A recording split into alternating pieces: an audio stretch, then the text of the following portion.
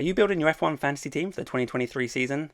If so, you've come to the right place because my name's Tom and I talk about F1 fantasy a lot on this channel. In fact, F1 fantasy is all I talk about. So I'm going to be talking about my F1 fantasy team selection in this video ahead of the 2023 season, and hopefully it will help you with your team selection for the 2023 season.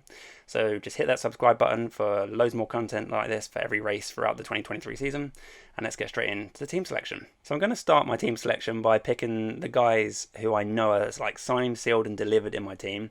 And we're going to start off with the Red Bull as a constructor. At 27.2 million, I think they're definitely underpriced. The Red Bulls just look absolutely supreme. They absolutely dominated the 2022 season. Like Ferrari were pretty close or on par at the start of the season. They fell away and the Red Bulls went in the opposite direction. Honestly, I believe the secret to Red Bulls is they're actually using the Red Bull drink as fuel, just full of caffeine and sugar, and they're just like, phew.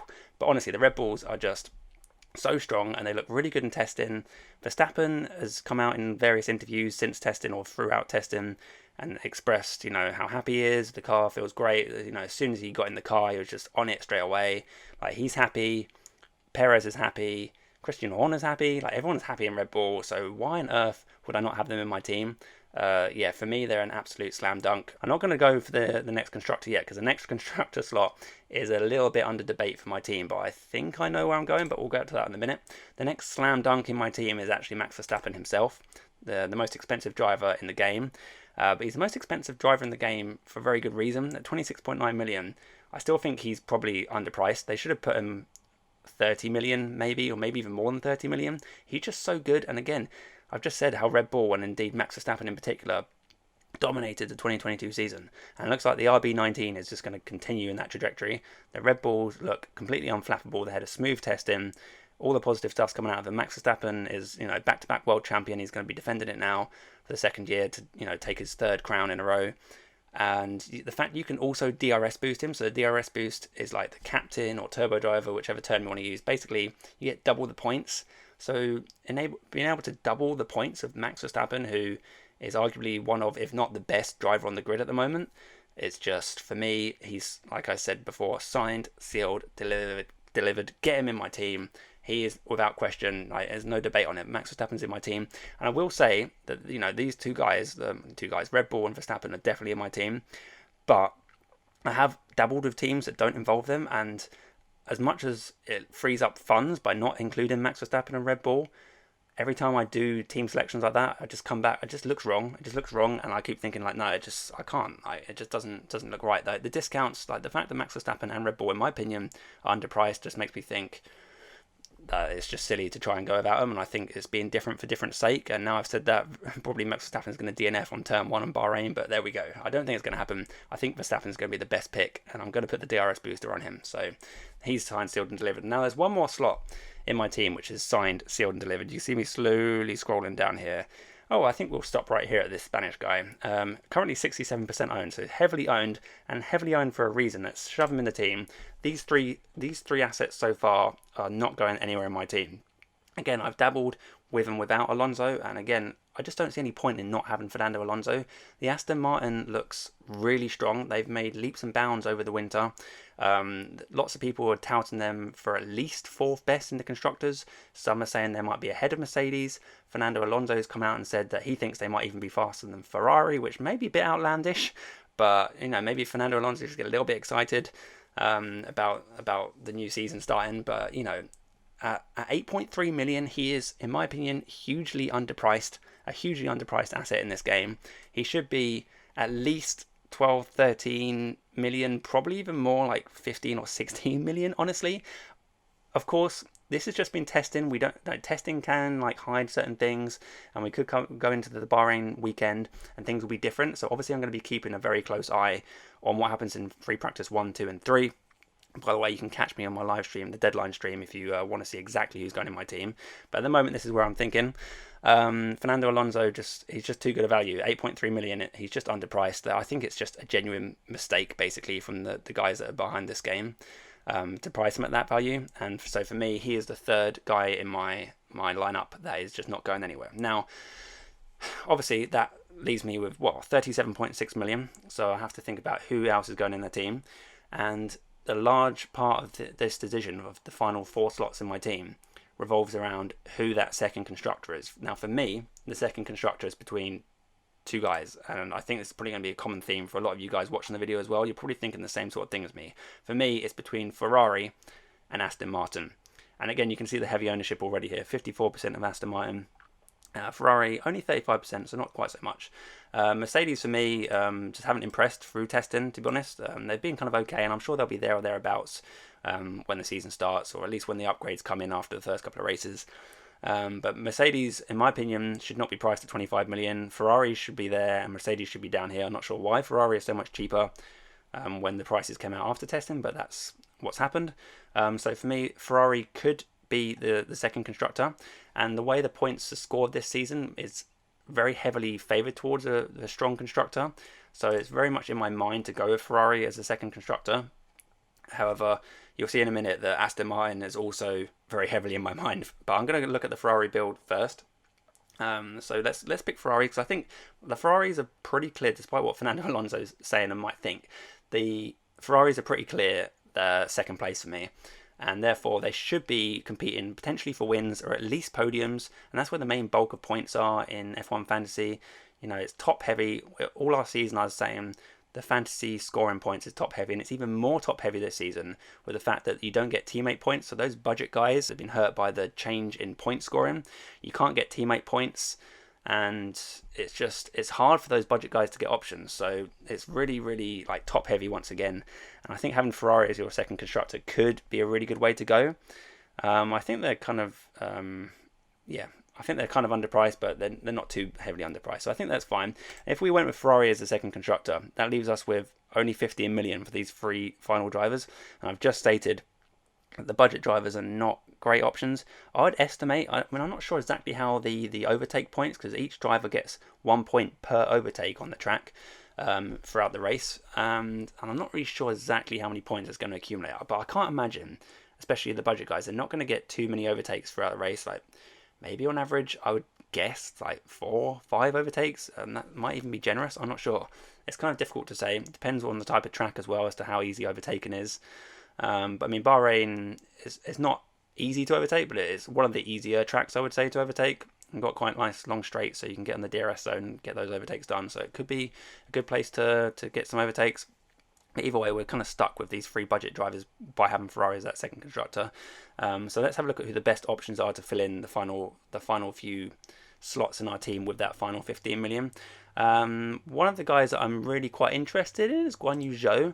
I think as a budget option, I think he comes in a really nice price. Alfa Romeo have looked promising. I believe he was he top of the rankings, I think, in the second day of testing, I think.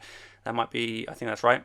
So yeah, Guan Yu Zhou at 4.9 million. Alfa Romeo's look pretty decent. They've definitely, there's lots of positive vibes coming out of the Alfa Romeo camp. Bottas and Zhou have both said some positive things about the car. They think they've tweaked out some reliability issues, although they did have that engine failure on Bottas's car during testing. That's a little bit worrying with the Ferrari engine in it. We all know what happened last year with the Ferrari engines. But yeah, I do think Guan Yu Zhou at 4.9 million, you can't really go too far wrong. He's got a kind of a low floor and a higher ceiling for that kind of budget. If Alfa Romeos don't do well, then you've only invested 4.9 million in them, and it's kind of like whatever. Guan Yu Zhou qualifying last year wasn't especially great, but that's kind of how these budget guys score. And I think for the budget guys to score well this season, they're going to have to qualify kind of bad and then hope to get those overtakes and positions gained through other people DNFing. As soon as you qualify in, for example, 17th, as soon as anyone ahead of you DNFs, you automatically move forward one space. You're going to pick up points for that. So that's the real only way that these budget guys can pick up points, and that's the kind of penalty you pay for having Ferrari as your second constructor alongside Red Bull, is that you have to get these budget guys in. So anyway, Guan Yu Zhou is definitely one of the budget guys I'm interested in. Another budget guy I'm interested in this build is Nico Hülkenberg. And again, it's not because I'm particularly excited by Nico Hülkenberg, but I think Haas are doing fine. They're kind of a clean testing, not super exciting, but also kind of safe. Like the Haas reliability seems okay. There is some pace in that car, and we saw what happened last year in Bahrain in 2022. Kevin Magnussen finished 5th, and I know that was mainly due to the fact that the Red Bulls both DNF'd due to the fuel pump issue. But nevertheless, they had a good record. They had a good race last season in Bahrain, and I think Nico Hülkenberg, with his experience, and at that cheap price could be a viable option. Now that only leaves 6.3, so kind of the best of the rest. It's kind of picking the best of a bad bunch really, and I think my instincts leaning me towards Alex Albon just because he was such a good asset last year, and I think he would have been such a good price at 5.5 million this year if you still had the teammate points, because I would anticipate Alex Albon to comfortably beat Logan Sargent on the teammate basis in 2023. But I just don't think he's going to have that same punch, because I think he's going to out qualify where the car should be and therefore potentially drop back in the race. I'm actually thinking Alex Albon isn't potentially the best option, even though he kind of gives that impression that he should be a good option because of how well he did last year. But because of the way the point scoring has changed a little bit, I'm a bit hesitant to put Alex Albon on. So it doesn't leave him many other options though. The only other real option I would say is Nick De Vries. I'm not going to touch Yuki Tsunoda. I'm sorry, Yuki. I just don't trust you. You had a stinky season last season in F1. And yeah, so the only other real option for me is Nick De Vries or Logan Sargent. And I do think Logan Sargent could be kind of a little bit of a dark horse. He's a bit of an unknown going into F1. I'd anticipate he's going to sort of fill the shoes of Latifi, and no disrespect to Latifi and no disrespect to Sargent, but I don't think Sargent's going to come and set the world on fire when he comes into F1. I'd anticipate he's going to go out in Q1 most sessions, but that's good in a way for F1 Fantasy. If he qualifies 18, 19, 20, then that's kind of good for the budget guys, because it gives him that opportunity for easy points when people ahead of him DNF, or if the Williams turns out to have a good race pace after all. I think Logan Sargent could actually be a kind of a reasonable option. It does actually free up 2.3 million now. I mean, I could probably fill about with something else. Is there anyone? There's nothing else I can do really, is there? I've just gone over it literally caps out Alex Albon there. So I think that's probably the best option. So this is a team that I'm definitely considering. Again, I'm not sold on Logan Sargent. I'm not really sold on the likes of Hulkenberg and Guan Yu Zhou, but this is the sort of price you have to pay to build the team with the likes of Verstappen and Red Bull in it. But anyway, that's my first team, and to be honest, as much as I do like this team, I'm actually kind of not going that way at the moment. I'm kind of leaning in a slightly different way, and I'll go fill in the other guys that I've already spoken about, because it's the same sort of shell as the last structure that I put in. But instead of having Ferrari as this next constructor, I am going to look at Aston Martin as my constructor. Nice bit of symmetry there of Max and Fernando alongside the Aston Martin and Red Bull. So yeah, this is a kind of shell that I'm looking at. Aston Martin is the alternative for me to the second constructor as Ferrari, and this enables me to fill in these final 3 slots with 30 million. That's like double what I had when I had Ferrari down here. And I've already stated that the Aston Martin looks strong, and as long as it continues that way through the practice sessions, I will say one thing about Aston Martin though, is the fact that Lance Stroll is out injured at the moment, and it looks unlikely he's going to be back in time. If he is back in time, I'm not sure if that's actually a good thing. So if the rumours are true and he's broken both his wrists, I'm not sure I would feel super confident about him getting back behind the wheel and lasting throughout the duration of a Grand Prix. So actually, if Lance Stroll suddenly jumps back into the car come sort of Friday, Saturday, I'd actually be more hesitant than if Drogovic was to take over the reins. So it's kind of positives and negatives to Stroll being out. I do think Drogovic is a fine replacement. He won F2 last year, so he's a decent driver. I think Aston Martin at 6.7 million, that's a huge discount on second constructor. And at the end of the day, everyone has seen testing, and everyone kind of knows Aston Martin are pretty much the 4th best team, potentially the 3rd best team. Like I said, Alonso is sprouting quotes out there saying they might be quicker than Ferrari. To have at least the floor looks like Aston Martin are going to be the 4th best constructor. So to have that as a floor, and to only cost 6.7 million as a constructor, and the fact that they're when the budget changes after the race, as long as Aston Martin have a decent race, I anticipate the Aston Martins to go up in price. We have no idea how much they're going to go up in price because the game hasn't told us that, and F1 haven't said anything about it. But even if they go up by $1 million or 2 million, then you've already straight away boosted your budget, which is fantastic. And I don't anticipate that happening with the Ferraris so much. I don't think they're going to climb quite so much. I think there's definitely a mistake that they've put Aston Martin at 6.7 million, and maybe the guys behind the game will look to correct that mistake as long as they have a good race on Sunday, and therefore Aston Martin could soar in price, and therefore starting with them in your team not only might be good in terms of points, but also in terms of building your budget so you can get a better team in the few races to come. But yeah, so Aston Martin is definitely a high consideration for me, and currently what I'm leaning towards, despite me starting my team selection with the Ferrari. Sorry if I've misled you, but I actually think that the Aston Martin is currently better choice than the Ferrari. So that leaves me, like I say, at 13.9 million. Let's go back to the drivers. So as this enables me to have another premium driver in my team, and although I'm not touching the Mercedes, I think George Russell is fairly priced. I think Lewis Hamilton's probably slightly overpriced of how Mercedes are going to start the season. This enables me to potentially get Charles Leclerc, but I don't think I'm going to go Charles Leclerc because of how it messes up the. In fact, I'm not sure I can even afford to get Charles Leclerc. I think I can just about, but it literally forced me into a team like that, and it looks kind of fun actually, with Charles Leclerc in there. But it wasn't exactly what I was thinking. Although I do kind of like this team, and having like the number one driver here, the number one driver here, the number one driver here, and then a couple of the best budget fillers. I do kind of like this build quite a bit. It's not quite what I'm like. I like this team. I'm not. Don't get me wrong. I do like that team, but I think what I'm leaning towards more is in terms of discount, because Leclerc at 21.2 is still like kind of fine.